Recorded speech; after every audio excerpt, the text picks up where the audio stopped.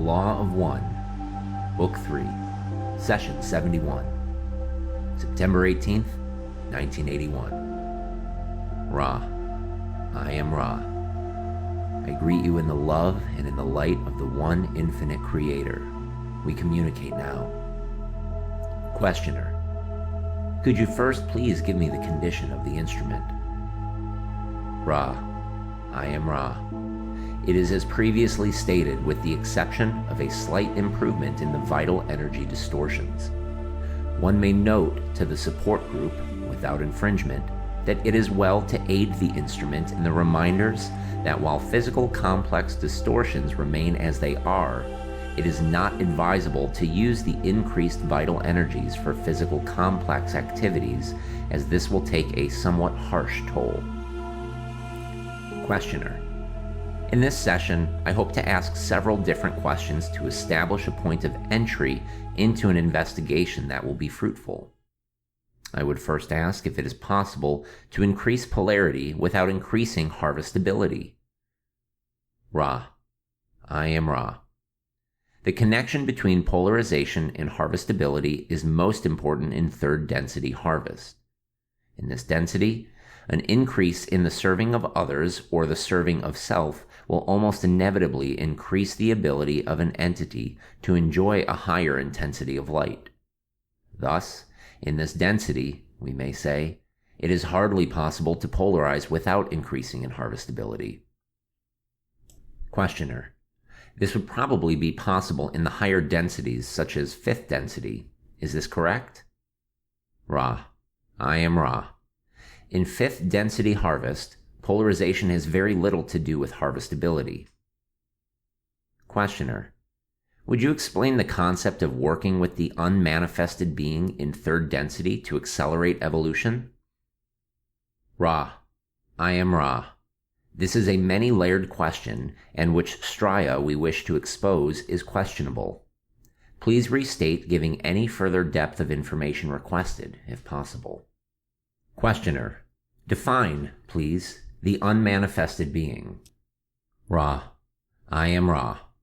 We may see that you wish to pursue the deeper strata of information. We shall, therefore, answer in a certain way which does not exhaust the query, but is designed to move beneath the outer teaching somewhat.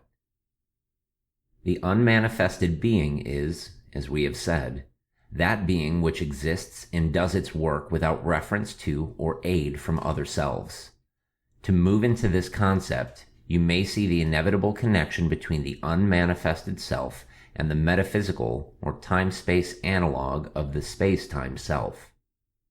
The activities of meditation, contemplation, and what may be called the internal balancing of thoughts and reactions are those activities of the unmanifested self more closely aligned with the metaphysical self.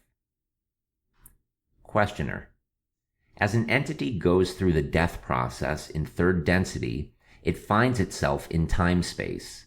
It finds itself in a different set of circumstances. Would you please describe the circumstances or properties of time-space, and then the process of healing of incarnative experiences that some entities encounter? Ra, I am Ra. Although this query is difficult to answer adequately due to the limitations of your space-time sound vibration complexes, we shall respond to the best of our ability. The hallmark of time-space is the inequity between time and space. In your space-time, the spatial orientation of material causes a tangible framework for illusion. In time-space, the inequity is upon the shoulders of that property known to you as time. This property renders entities and experiences intangible in a relative sense. In your framework, each particle or core vibration moves at a velocity which approaches what you call the speed of light from the direction of supraliminal velocities. Thus, the time-space or metaphysical experience is that which is very finely tuned and, although an analog of space-time, lacking in its tangible characteristics. In these metaphysical planes, there's a great deal of what you call time, which is used to review and re-review the biases and learned teachings of a prior, as you would call it, space-time incarnation. The extreme fluidity of these regions makes it possible for much to be penetrated, which must needs be absorbed before the process of healing of an entity may be accomplished. Each entity is located in a somewhat immobile state, much as you are located in space-time in a somewhat immobile state in time. In this immobile space, the entity has been placed by the form maker and higher self so that it may be in the proper configuration for teaching that which it has received in the space-time incarnation. Depending upon this time-space locus, there will be certain helpers which assist in this healing process. The process involves seeing in full the experience, seeing it against the backdrop of the mind-body-spirit complex total experience, forgiving the self for all missteps as regards the missed guideposts during the incarnation, and, finally, the careful assessment of the next necessities for learning. This is done entirely by the higher self until an entity has become conscious in space-time of the process and means of spiritual evolution, at which time the entity will consciously take part in all decisions. Questioner: is the process in positive time-space identical with the process in negative time-space for this healing? Ra: I am Ra. The process in space-time of the forgiveness and acceptance is much like that in time-space, and that the qualities of the process are analogous. However, while in space-time it is not possible to determine the course of events beyond the incarnation, but only to correct present imbalances. In time-space, upon the other hand, it is not possible to correct any unbalanced actions, but rather to perceive the imbalances and thusly forgive the self for that which is. The decisions then are made to set up the probabilities of correcting these imbalances in what you call future space-time experiences. The advantage of time-space is that of the fluidity of the grand overview. The advantage of space-time is that, working in darkness with a tiny candle, one may correct imbalances. Questioner: if an entity has chosen the negative polarization, are the processes of healing and review similar for the negative path? Ra: I am Ra. This is correct.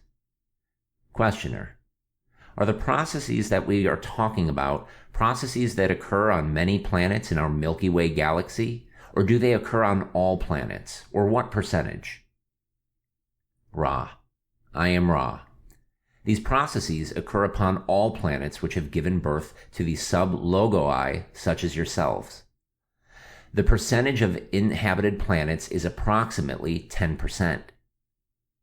Questioner: what percentage of stars, roughly, have planetary systems? Ra: I am Ra. This is unimportant information, but harmless. Approximately 32% of stars have planets as you know them, while another 6% have some sort of clustering material which upon some densities might be inhabitable. Questioner: this would tell me that roughly 3% of all stars have inhabited planets. This process of evolution is in effect throughout the known universe then. Is this correct?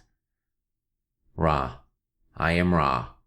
This octave of infinite knowledge of the one creator is as it is throughout the one infinite creation, with variations programmed by sub-logoi of what you call major galaxies and minor galaxies. These variations are not significant, but may be compared to various regions of geographical location, sporting various ways of pronouncing the same sound vibration, complex, or concept. It seems to me from this that there are sub-logos, such as our sun, uses free will to modify only slightly a much more general idea of created evolution, so that the general plan of created evolution then seems to be uniform throughout the one infinite creation. The process is for the sub-logoi to grow through the densities and, under the first distortion, find their way back to the original thought. Is this correct? Ra: I am Ra. This is correct. Questioner: then each entity is of a path that leads to one destination. This is like many, many roads that travel through many, many places, but eventually merge into one large center. Is this correct? Ra. I am Ra. This is correct, but somewhat wanting in depth of description. More applicable would be the thought that each entity contains within it all of the densities and subdensities of the octave, so that in each entity, no matter whither its choices lead it, its great internal blueprint is one with all others.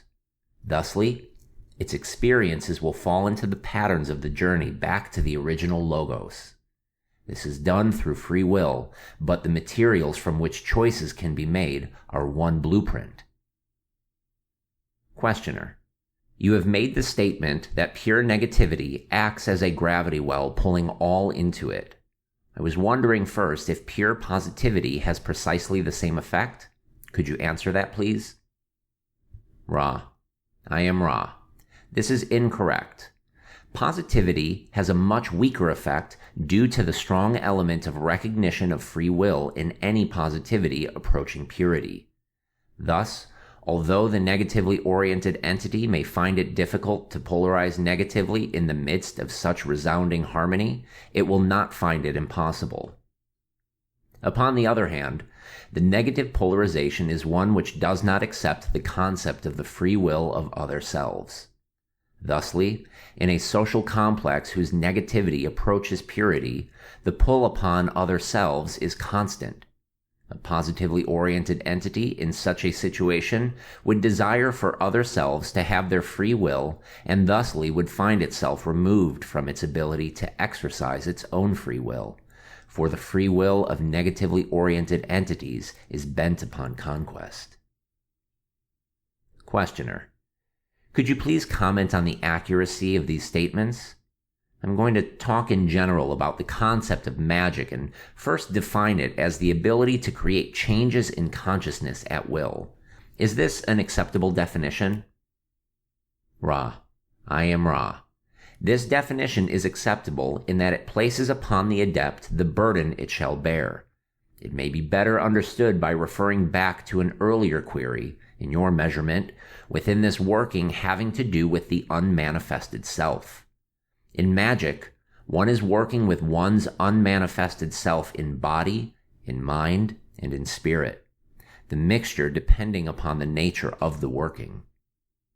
These workings are facilitated by the enhancement of the activation of the indigo ray energy center.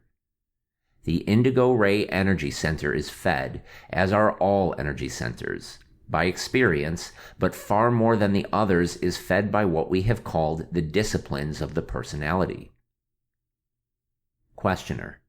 I will state that the objective of the white magical ritual is to create a change in consciousness of a group. Is this correct? Ra. I am Ra. Not necessarily. It is possible for what you term white magic to be worked for the purpose of altering only the self or the place of working. This is done in the knowledge that to aid the self in polarization towards love and light is to aid the planetary vibration. Questioner. The change in consciousness should result in a greater distortion towards service to others, towards unity with all, and towards knowing in order to serve. Is this correct? And are there any other desired results? Ra. I am Ra. These are commendable phrases. The heart of white magic is the experience of the joy of union with the Creator. This joy will of necessity radiate throughout the life experience of the positive adept. It is for this reason that sexual magic is not restricted solely to the negatively oriented polarizing adepts, but when most carefully used, has its place in high magic as it, when correctly pursued, joins body, mind, and spirit with the one infinite Creator. Any purpose which you may frame should, we suggest, take into consideration this basic union with the one infinite Creator, for this union will result in service to others of necessity. Questioner. There are, shall I say, certain rules of white magic. I will read these few, and I would like you to comment on the philosophical content or basis of these, and add to this list any of importance that I've neglected. First, a special place of working, preferably constructed by the practitioners. Second, a special signal or key such as a ring to summon the magical personality. Third, special clothing worn only for the workings. Fourth, a specific time of day. Fifth, a series of ritual sound vibratory complexes designed to create the desired mental distortion. Sixth, a group objective for each session. Could you comment on this list, please? Ra. I am Ra. To comment upon this list is to play the mechanic which views the instruments of the orchestra and adjusts and tunes the instruments. You will note these are mechanical details. The art does not lie herein. The one item of least import is what you call the time of day. This is important in those experiential nexi wherein the entities search for the metaphysical experience without conscious control over the search. The repetition of workings gives this search structure. In this particular group, the structure is available without the need for inevitable sameness of times of working. We may note that this regularity is always helpful. Questioner. You stated in a previous session that Ra searched for some time to find a group such as this one. I would assume that this search was for the purpose of communicating the law of one. Is this correct? Ra. I am Ra. This is partially correct. We also, as we have said, wish to attempt to make a reparation for distortions of this law set in motion by our naive actions of your past. Questioner. Can you tell me if we have covered the necessary material at this point to, if published, make the necessary reparations for the naive actions? Ra. I am Ra. We mean no disrespect for your service, but we do not expect to make full reparations for these distortions. We may, however, offer our thoughts in the attempt. The attempt is far more important to us than the completeness of the result. The nature of your language is such that what is distorted cannot, to our knowledge, be fully undistorted, but only illuminated somewhat. In response to your desire to see the relationship betwixt space-time and time-space, may we say that we conducted this search in space-time, for in this illusion, one may quite readily see entities as vibratory complexes and groups as harmonics within vibratory complexes. Questioner. I see the most important aspect of this communication as being a vehicle of partial enlightenment for those incarnate now who have become aware of their part in their own evolutionary process.